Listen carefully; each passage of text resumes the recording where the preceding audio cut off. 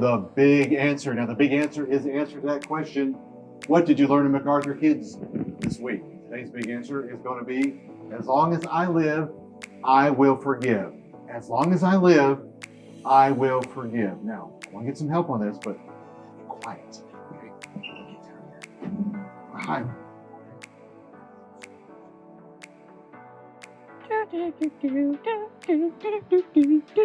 Brian!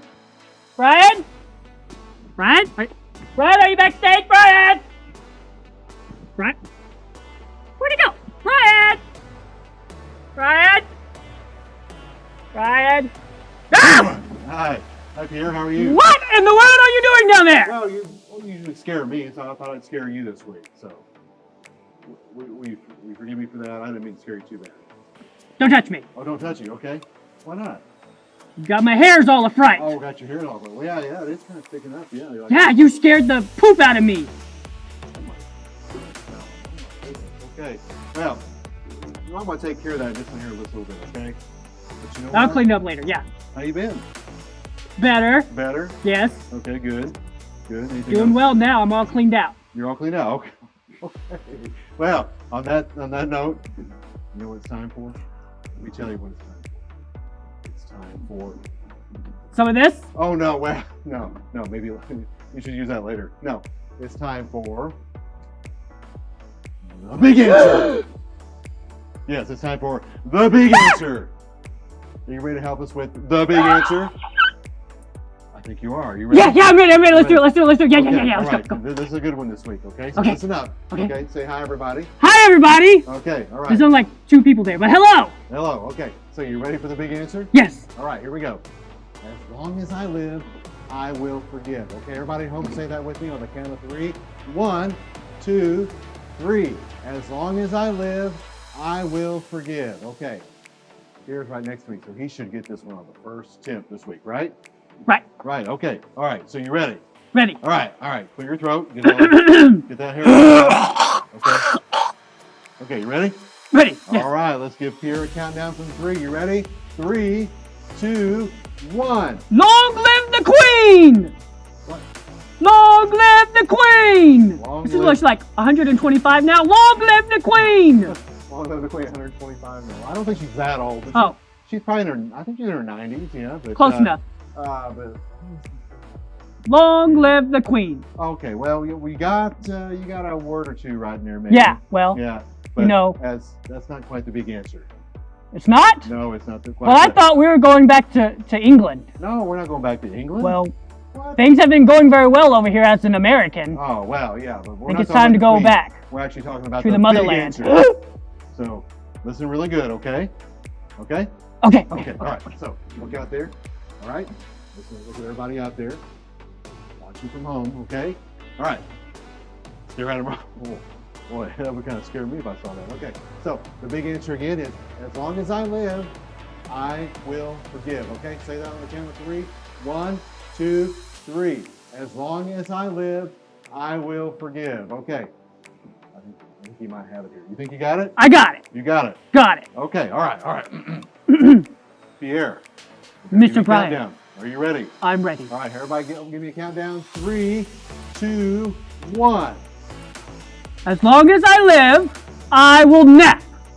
Yep. Now's a good time. Oh, you know what that means, don't you? Gotta give him a little bit of a nap here.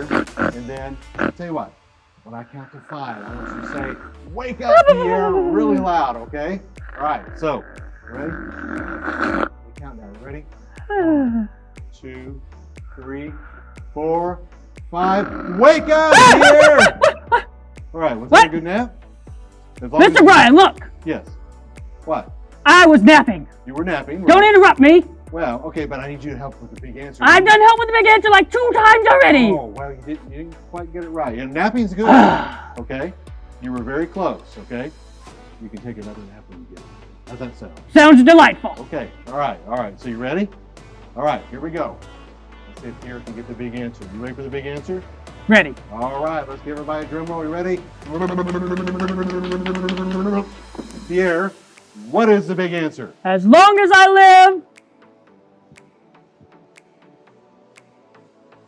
Yes. I will forgive. All right. Give it up. You like that cliffhanger? That was a good one, wasn't it? Yeah, Yeah. that Didn't was see good, that yeah. coming. Scared me there Plot for a twist. minute, yeah. So that was as long as I live, I will forgive. We're going to learn about that today. As Okay. long as I live, I will forgive. Yes. Okay? Yes. So, you going to take a nap now? I'm going to take a nap. You're going to take a nap? Okay. So Yes. think about that while you're napping. Okay? And I will forgive you for interrupting the first one. That's very good. That's very good. And Thanks. the second one?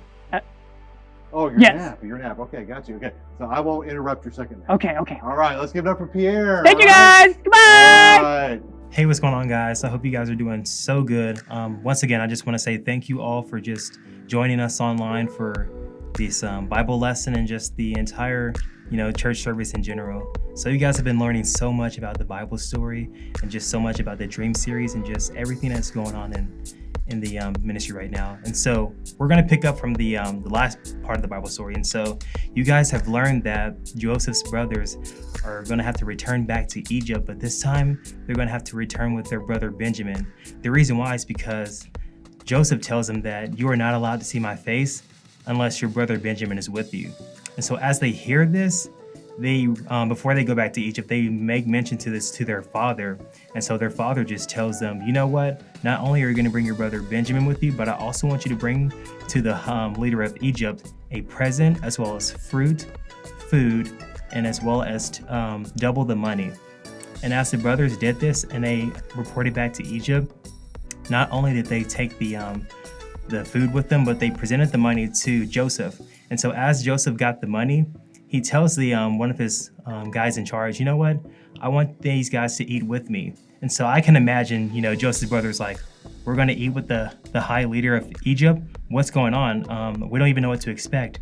And so these guys are in the place of Joseph, just sharing a meal. And from here, Joseph tells them, is this your brother Benjamin? And he says, yes. The guys say, yes, this is our brother. And it says in the verse in the Bible that Joseph is just with great compassion. He just has great compassion over his brothers and he just begins to weep. And guys, this is kind of surprising because you would think that Joseph would just be so upset with his brothers, but he's absolutely not. He absolutely isn't. And so as he just pulls himself together, he puts his brothers to a test. And so you guys remember that money that they presented to Joseph? Well, guess what? So that same money that they brought with them, they are now being accused of just taking that money from Joseph. I know, it's crazy. So Joseph hears about this and he tells them, you guys, I'm in a high place of position, and even though you guys don't know who I am, there can be serious consequences for stealing the money. But they know that this money came from the land of Canaan. This is the money that they had from their father, and so there's no way that they would steal from them. And so these guys, it says in the Bible that their clothes are stripped and they are just laid out just right before Joseph. And these guys think that they're going to be in so much trouble. There's going to be serious consequences for just being accused of just stealing money. But before then, once again, Joseph learns that his father is alive because they tell them, our father's alive as well as our brother. And there's no way that our father and our brother can be separated from each other. And so once again, Joseph has compassion and he weeps. And so from here, he puts out all the people who are working for him. He says, out, I just want to just be in this room with just these guys, my brothers. And so he tells them, guys, I'm Joseph, the one that you put into slavery. But guys, in the Bible, it says that these guys were just they were horrified, They think that they're about to be killed. They think that they're about to be, in so much trouble, but they just really couldn't listen because they were just so overwhelmed with just, being accused. Just all the sin was just adding up, and you're just feeling the weight of it. And so once again, this is interesting. Joseph tells them, "Come here, come near me." And so they get up and they come near him, and he tells them, "I am Joseph, the one that you put into slavery." And they're like, oh my goodness, wow, like, what? And so I think this is kind of interesting because not only that Joseph had compassion over his brothers, he didn't hit back. He did not once harm his brothers. He showed grace and he forgave them. And later on, guys, you're going to learn that Joseph learns that his father is alive as well. And so he wants to have his father brought back to Egypt and so he can see him and his family. And guys, in this lesson that you guys are going to, the message you guys are going to learn about from Mr. Brian, you guys are going to find out how to forgive those who have hurt you and what it's like to not hit back. All right, now we're going to get right into our lesson this week. Now, I have a question for you. How many out there have a brother or a sister living with you at home? Now, how do you have a moment, do you ever have a moment where you're actually playing with your favorite gadget or your toy, and they walk up to you and go, "My turn, I want to play." And you're like, "No, I'm playing right now. I'm good. Let me play with this." And they continue going, "It's my turn. I want to play. I want to play." And you look at them and you say, "No, it's my turn. I'm playing right now." And the unthinkable happens. They raise a hand up and they hit you really hard on the arm, and it hurts. Has that ever happened to you before? Now, I was raised with a sister, so I can honestly say I never hit my sister. But I had a friend that I was really good friends with, had a great friendship, but I remember one time we were playing video games. Now, back when I was younger, it was called Atari, and we were playing a game called Space Invaders, and we loved that game, and you could play two players at the same time. He'd have a turn, and I would have a turn. Well, my turn was going really, really well. I had a really high score. I was at a really high level where they were coming faster and shooting faster, and I lost my turn, which was fine because I was doing really good. Well, it was his turn. He didn't have a very good turn. In fact, it was so bad that he threw his controller up, and I remember it was like slow motion. The controller went in the air, and they weren't wireless controllers. They were attached. So as soon as it reached one point, it came down really hard on that console, and you know what happened? The console reset. I lost my progress. I had a really good game going, and I lost my progress, and he didn't care because he was having a bad game. Now, for those who know Mr. Brian, I don't have much of a temper. I don't really get angry at things. But at that moment, I was pretty upset. I stood up and looked and said, "I can't believe you did that." And I went to leave the room, and he got up and he kicked me. And so you know what I did? I should never have done this, but I kicked him back. Have you ever had a moment where you just wanted to do that? Now, I wish I hadn't done that. Because, anytime somebody does something wrong to us or does something against us, we want to hit back or we want to have revenge on them. But that's not what God teaches us to do. We don't want to hit back. So instead, we want to do what Joseph did in our Bible story. He didn't want to get back at them. He didn't want to hurt them or get revenge. You know what he chose? He chose to forgive them. So in our story, we're going to find out that, forgiveness is the right thing to do even when somebody hurts you, whether it's physically or emotionally, or they hurt you in some other way. So you're probably going, okay, I get that, but what exactly is forgiveness? Well, if you got pen or paper, write this down real quick, okay? We're going to have a couple points I want you to write down. And the first one is going to be, forgiveness is not pretending like something never happened. Okay, so what if I built this gigantic Lego set, okay? I'm not really good with Legos, but let's just pretend. Let's say I have this really big one, say like the Star Wars Millennium Falcon. And I spent weeks on it, maybe months, and I brought it in to show you. And I sat it right here and look at this. This is awesome, isn't it? Well, what if somebody grabbed it and goes, "Oh, look what I can do," and just threw it to the ground and smashed it? I'd be pretty upset. I'd be pretty sad about that. But what would we do in that situation? We actually need to forgive in that situation.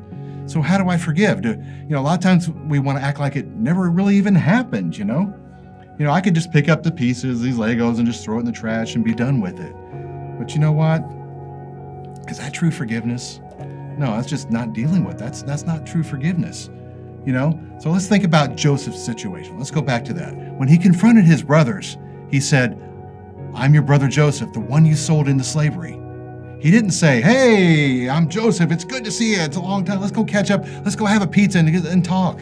He didn't say that. He reminded him, "I'm the one you sold into slavery." And you got to think about that for a moment, Sometimes we want to pretend that, they didn't really hurt us or, things like that. But you know what? That kind of cheapens the act of forgiveness. What if we act like nothing ever happened? What's that going to do? How's that going to teach forgiveness? Like that person breaking my Lego collection. I could have just taken the blame for it, right? Well, I shouldn't have brought this in. I shouldn't have put this together. I was probably bragging. So, it's okay that you broke it, But, we shouldn't take the blame when somebody else hurts us, And so write down this next part, because we're going to learn that forgiveness is not taking the blame for the wrong. So let's go back to our Bible story, okay? Joseph didn't say, "Hey, guys, I know you sold me into slavery, but you know what? I think, it's possibly my fault, you know, for the way I was treating you, why you did the hard work, and for put on that coat of colors and stuff. A lot of times we want to just make peace with the person that wronged us. But you know what? We shouldn't take the blame for everything that happened in the situation. So, you know, what does forgiveness actually look like, you know? Let's look what Joseph did again. Remember when he told his brothers who he was? He said, "I am Joseph, the one you sold into slavery." So at that moment they were like, "Uh-oh, he knows he's gonna hit us back, you know?" But he didn't. Joseph didn't hit back. He didn't get his revenge on them. Instead, he ordered the Egyptians to bring them food and clothing and transportation. You know what Joseph did in that situation? He blessed them. And write this part down too. Forgiveness is blessing those who hurt me. You might say, you know, I've got to bless the person that did me wrong. How can I do that? But they lied to me and they hurt me and they hurt my feelings. They don't deserve my blessing. That's true. But did we deserve God's blessing? You know, we did wrong by sinning. Did we deserve his blessing? And yet he forgives us over and over and over again. It says in the Bible, you know, we need to forgive. So, you know what I'm going to do with that person that broke my Lego in that situation? I'm going to look at, you know, I worked really hard on that. You know, it took me almost a month to make that, but you know what? It hurt my feelings, but I'm going to forgive you. And I'm going to forget like this never happened. I'm not going to hold it against you. You know, we can follow Joseph's example. He forgave his brothers and he blessed them.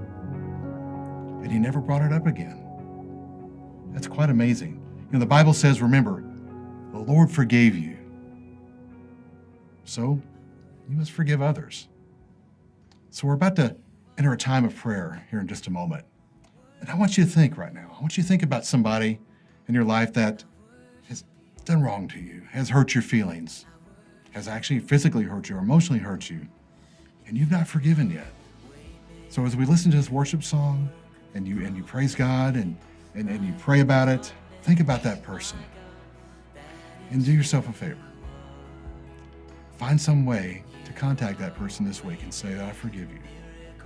So think about that moment as we enter a time of praise and worship.